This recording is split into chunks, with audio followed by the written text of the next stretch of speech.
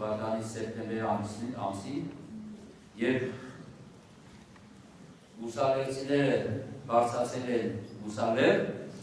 պաշտպանվելու թուրքական ռուսական խմբերից եւ արդեն օրհասական վիճակում են, հյուսված վիճակում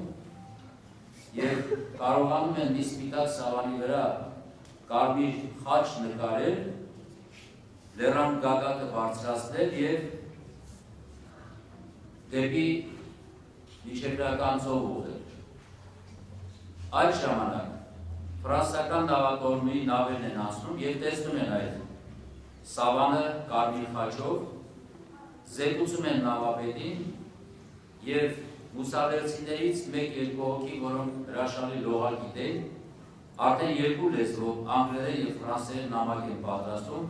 հասցնում են նավապետին։ Եվ նավապետը նավակը ստանալով դիմում է Կիպրոսի իշխանություններին, Կիպրոսում գտնվող անգլիական հյուպատոսին կամ ներկայացությանը, որպեսզի ուսալերցիներին տեղափոխի Կիպրոս, մերժում է ստանում։ Նամակ է գրում նաև ֆրանսիական իշխանություններին, բայց այդ նամակը շատ երկար ճանապարհ է անցնում, մոտ 3 ամիս։ Եվ 3 ամիս հետո պատասխան է գալիս, որտեղ է գտնվում Մովսեսի լեռը։ Բայց իհարկե նավապետը չի սպասում այդ պատասխանին։ 4-5 հացանավերով գալիս է ափ եւ մոտարապես 5000 ուսալերցիների փրկում է։ Բայց նախնական պայմանավորություն ունենալով Եգիպտոսում գտնվող ֆրանսիական եւ անգլիական ներկայացության հետ Ֆորտ Սաիդում այդ նավահանգստում պատրաստել է տալիս վրանների մի ավան եւ ժողովրդին կարող են տեղափոխել։ Մի մարդ, որը խղճի թելադրանքով ամեն ինչ արեց, ոչ թե չոր ցամա սառը օրենքներով։ Եթե սպասեն այդ օրենքներին, կարծում այդ 4-5 հազար մարդը չէր փրկվի։ Իր խղճի թելադրանքով, որպես քրիստոնյա, որպես մարդ, ինքը փրկեց ուսալերցիներին։ Եվ այսօր ուսալերցիները, որ կան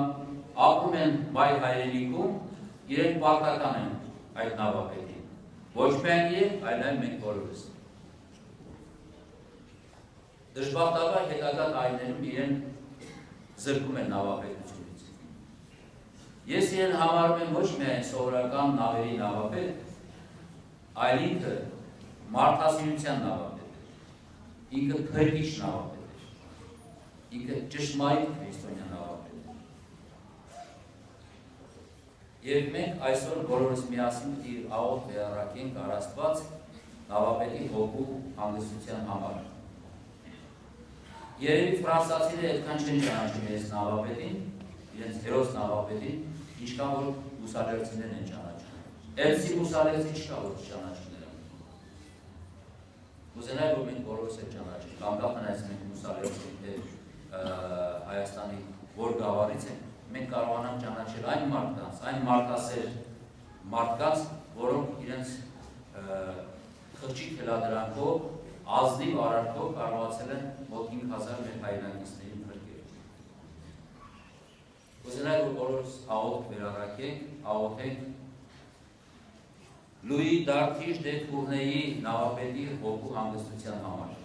Միասին հայրենիով սկսենք։